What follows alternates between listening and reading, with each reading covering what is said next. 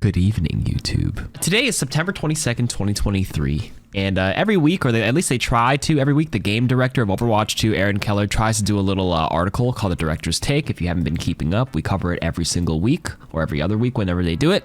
And this week, they're covering a little retrospective look on Season 6's hero balance. I lied, it's totally not it's not Aaron Keller this week, because the article begins with, "Hey y'all, this is Alec, lead hero designer, stepping in for game director Aaron Keller this week. We thought this director's take would be a good time to chat about our heroes, recent balance changes, and what we've learned from them, and talk about the philosophy behind our new upcoming reworks for Sombra and Hog, which, by the way, chat and everybody watching, are scheduled for Season 7. That's going to be in about a month from now. So let's see what a reflection of Season 6 is from the lead hero designer and what we all think about this. Title of this part, Illari, in the safe side of strong. Ooh, what a philosophical title. Sounds like me writing a paper in university right now.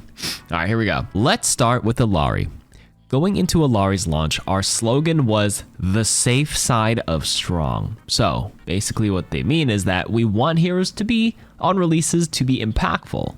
It's best for the game for a number of reasons, but most importantly, it creates change throughout the meta. An impactful hero launch can shift other heroes' viability and create new and unique compositions. Unimpactful hero launch can feel as if the game didn't enter a new season, aka Season 4 Lifeweaver.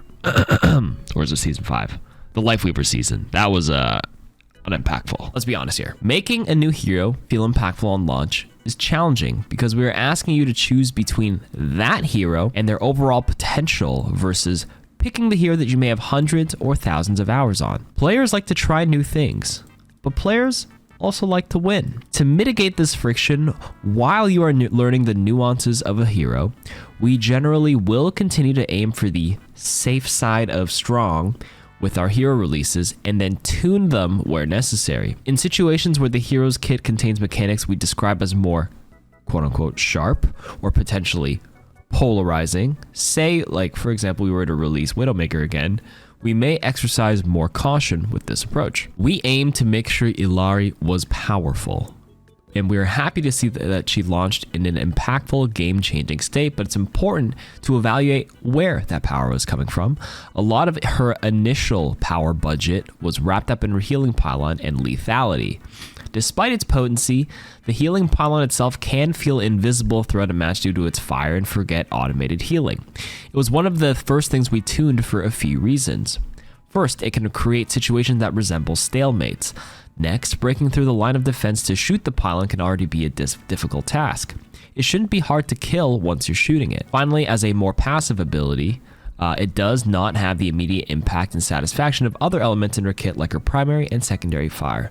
So, going forward, Alec Dawson says, we'll continue to iterate on Illari's balance while making sure she doesn't feel muted. We think there's still a good amount of room there, and we will be making an adjustment to her secondary fire healing in Season 7. That sounds like a nerf to me, chat. So basically, make new releases strong, but like safe strong. Like not OP, but like just, slightly, they seem pretty good. So that's the idea. Ever since the bomb of Lifeweaver, that's basically what they're saying. Illari did come out where the pylon was too powerful. They already nerfed that. They did say like 67% of all of Illari's healing on release was built onto the pylon, and once they nerfed the pylon healing, it like put it back down to 50-50, which is good, but still a little higher on the pylon side. They do say they think she's good, and as more people in the player base gets better with Illari, they realize where the true strengths and weaknesses are once people put the hours in, and it seems like, yes, they're going to be making an adjustment to her secondary fire healing. They're not saying it's a buff or a nerf, but it's already 120 HP per second. That is the highest amount of healing. Obviously, it's a short, like, small resource. If you're up close, it is a lot to go through, especially if pylon's pumping. So my first suspicion of this is definitely a nerf. I don't know if you guys agree with me. Let me know in the comments. But overall, I think Illari's in a pretty good state, I do want to say. After 5-6 weeks of Season 6, I think she's good. She's definitely an A-tier hero. She's on the stronger side of supports, but not terribly OP after she's received some tunes. So I'm pretty happy with where she is. Hopefully this adjustment to the beam, even if it's at 120 HP per second, even at 100 HPS, that's still pretty good. So it's probably going to be a nerf there. And that, I think that'll just put her like still pretty strong. So we'll keep it there. All right, next section of this article, they said layers of balance. Now let's talk about some recent balance changes and how we approach our start of season and mid-season updates. There are a few goals when we approach balancing Overwatch 2, but two that are consistently front of mind are that heroes should be an improvement to the game experience, whether that be on the individual hero themselves or to the overall metagame, and to also keep the game feeling fresh across seasons. With these goals in focus, we aim to make impactful changes that meaningfully inject themselves into the gameplay loop of a hero. There may also be a number of tunings alongside of those, but we don't want to be in a world of arbitrarily injecting change by shifting the same numbers up and down from season to season. For example, Soldier 76's primary fire damage. That's true. There was a season where he was good. It was like 20 damage, then it went to 18, then it went back to 19 damage per bullet. So let's see what they have to say. So Alex says, while a balance update may have reactive changes that look to knock down some of the top performing heroes, it should also have changes that evoke intrigue and have you asking questions like, how does this new ripple on an ability affect my matchups? When considering non-reactive changes to heroes, we usually begin with a question or overarching goals. Overarching goals. Let's take the recent Zarya changes as an example. So for those who don't know, Zarya last week or mid-season 6, her ally bubble went from 200 to 225 HP. The size of it is like 15% bigger. Because of the 200 to 225 HP, that allowed you to get 45 energy instead of 40, a proportional ratio of increased energy per bubble.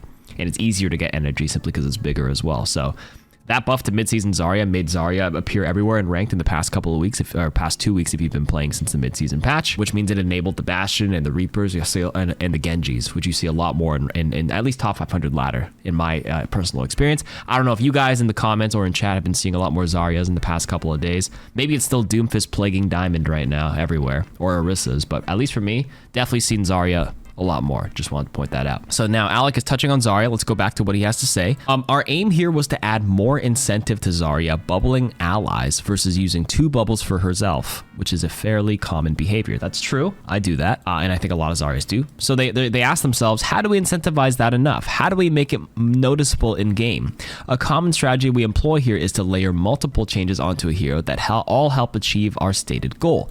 So for Zarya, that was the reduced cooldown for using a bubble on an ally, plus the increased size of the ally bubble, plus the increased health of the ally bubble. Oh, I forgot they also reduced the cooldown. I forgot about that. That's also another one. While this strategy comes up in our overall complexity goals, layering also allows us to have individual changes that work synergistically together without needing to have any particularly extreme individual changes. This also helps when we want to further fine-tune what we're trying to achieve, as we can easily remove any number of those smaller layer changes as needed.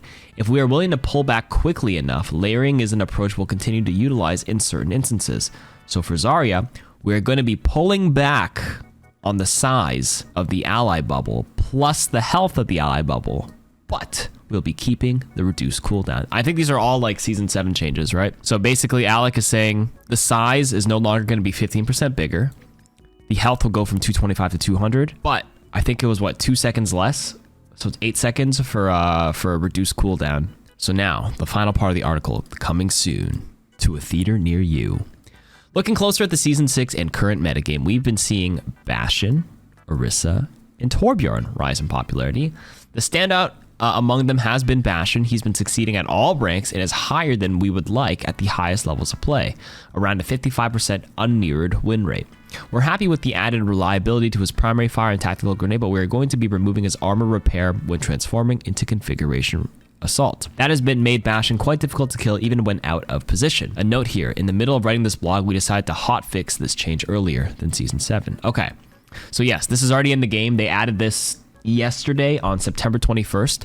Hotfixed in. This is like after the mid-season patch. This is like 1 week after. This is, the mid-season was last week as of today, and then this was already added right now. It's in the game. Bastion no longer gains 50 free armor when he transforms. And the reason why also, just to point out why it was so good, is because he has 300 HP, right? Bastion, he's got armor, which already reduces damage. He's got his ironclad passive, which reduces damage by 20%. And then he healed 50 armor or 50 HP, whatever comes first. If he was low HP, he'll just heal. I think it was actually heal 50 armor. immediately upon transformation.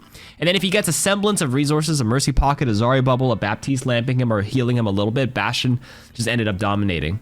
Like his weak points when he transforms were not exasperated anymore because he got a free pass with that healing. So I'm glad that they did this. Bastion was kind of like dominating for quite a bit. He was okay. He was manageable at high ranks. It was annoying, but because Bastion does have a big hitbox, like a lot of good players can punish and they time it a bit better. But I can imagine in the metal ranks, Bastion was a problem for a lot of people. Finally, some other adjustments we are reverting or pulling back on at the start of Season 7.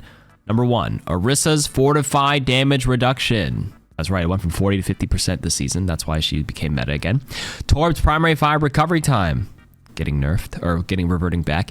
And May's changes that we introduced in Season 5. Pulling that back, eh? Holy. On those reverts to May, it's important to recognize when a swath of changes isn't resulting in improved gameplay. Our goal of trying to reintroduce some of her previous mini-game to her primary fire was a good one, but it resulted in a hero that was more frustrating to play against, especially from a tank point of view, and wasn't clearly more engaging or effective to play. I just want to point out that is actually really good news for Blizzard balance and the balance in this game. The fact that they're willing to accept that a change that they implemented wasn't hitting it and they're reverting it. Remember, in Season 5, as a recap for those who have been out of the game for a couple of seasons, May in Season 5 had a mini game. I don't know why they call it that, but basically when you primary fire them and you have enough ticks of the beam on them, they glow blue for a second, and then an icicle or a melee will pop it and detonate it for bonus damage. But in order to compensate for that bonus damage, they had to nerf the primary fire DPS from, like, I think it used to be 100. They nerfed it to 55 DPS, and then they brought it back up to 70 lately.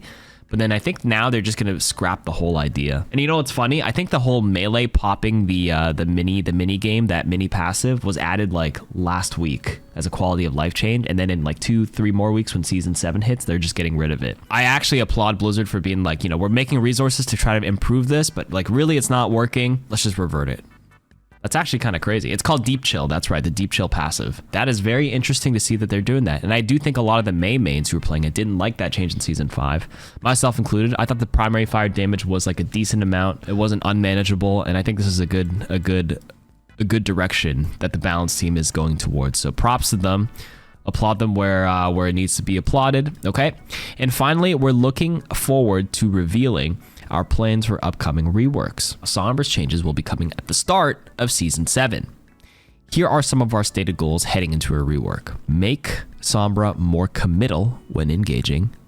Number 2, increasing the active feel throughout her kit. And number 3, uphold her current hacker identity and playstyle. So what this tells me is that if you're going to engage, you have to commit, which makes me guess that the translocator is not permanent, or like she can't just teleport out for free anymore. You can't just like do bzzz and then just teleport out and then you're out of the fight and then just get out of jail for free. It means like if you're committing to engage as a Sombra, it sounds like you're going to be stuck there. Number 2, increase the active feel throughout her kit. That's too vague for me to kind of deduce or make any assumptions. Number 3, uphold her current hacker identity and playstyle. So this tells me hack is staying in the game. Maybe stealth is probably staying in the game. So like this doesn't sound like a rework, but just like well, not a full rework, a partial rework. They're probably changing something relative to the translocator is basically what it sounds like. I don't know if they would drop the Invis. Invis feels like it's a core part of her like player identity or her hero identity, right? The hacker identity and playstyle. It's just a little bit of a retool. They're trying to make it less annoying and frustrating to play against and play. So that's what I get from these 3 points. But that's just me spitballing from the top. Final few statements. It says Roadhog is currently undergoing the finishing touches that will release with his rework in Season 7's mid-season patch. So our broad goals for his rework are as follows. By the way, Season 7 is going to begin around, I think, October 10th or 12th, because they started Season 6 on a Thursday. So they're either going to start the season October 10th or 12th. 10th is a Tuesday, 12th is a Thursday, which means mid-season 7 is usually 4 to 6 weeks afterwards. So that's probably going to be around early November. Probably the week after BlizzCon is what I'm going to assume, around like November 10th or whatever. But let's see what they have to say about Roadhog. Our broad goals for his rework are as follows. Number 1, increase his ability to protect his team and claim space. So this probably sounds like a new ability maybe to at least like defend his team. Because right now all his abilities are a bit selfish with the hooks, take a breather. They want to maintain his overall identity and playstyle, which means he's probably keeping his hook. I think if you remove Roadhog's hook, he's no longer Roadhog, you know what I mean? And then they want to move some of his power around so that his effectiveness isn't so tied to his, one-shot potential. So maybe this sounds to me like a rework around his gun. And then Alec ends us off with, we'll get into more details for the Sombra and Roadhog reworks in the weeks ahead, including looks at a new ability for each of them. If you really want to like, put your glasses on, investigative glasses on, new ability. Ability is singular, not plural. That's all for now. Thank you for your continued feedback and I'll see you in game, which means one new ability for every reworked hero. So one new ability for Sombra and Roadhog. Am I inspecting this correct? If I'm dissecting this article and that it's, so if it's a new singular ability for each, they had to remove something to make room for it. And then they're adding something. So there you go. That's my deduction, my deductive skills in a nutshell. Anyways, what do you guys think? Have some discussion in the comments. I'll read them all. Take care.